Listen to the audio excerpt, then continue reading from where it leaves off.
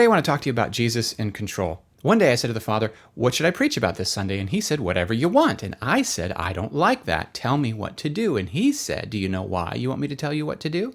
Because you have a fear of failure and an unhealthy fear of being punished. You would prefer I tell you what to do so you can avoid the risk and responsibility of freedom. Now, we have an unhealthy need to be in control, and we have an unhealthy need to control things, so we do need to surrender. And Paul calls himself constantly the bondservant or slave of Christ, but Jesus in John 15 says, I no longer call you slaves, I call you friends. Slaves don't understand their master's heart, but friends do.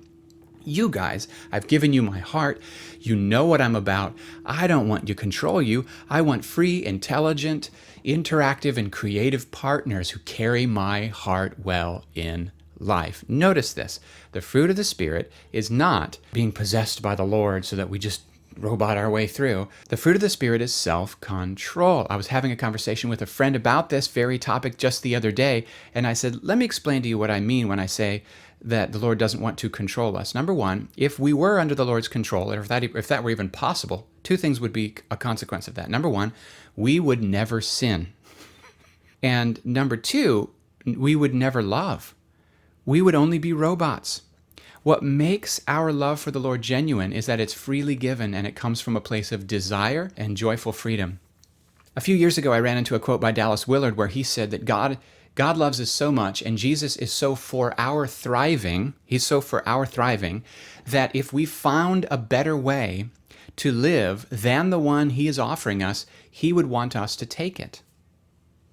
You see, he's really not in this to control you. A lot of people think he is. A lot of people think God's threatening you with hell and punishment and judgment in order to manipulate you into a shotgun wedding to Jesus.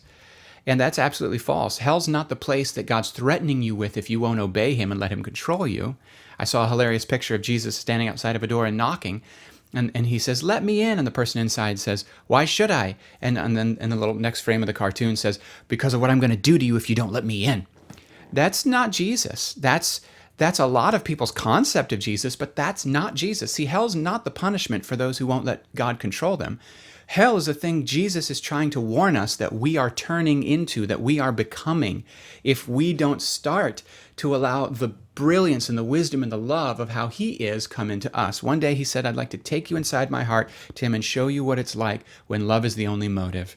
He wants to put his freedom and his life in us in such a way that we don't have those nasty outcomes. Again, he has no desire to control you.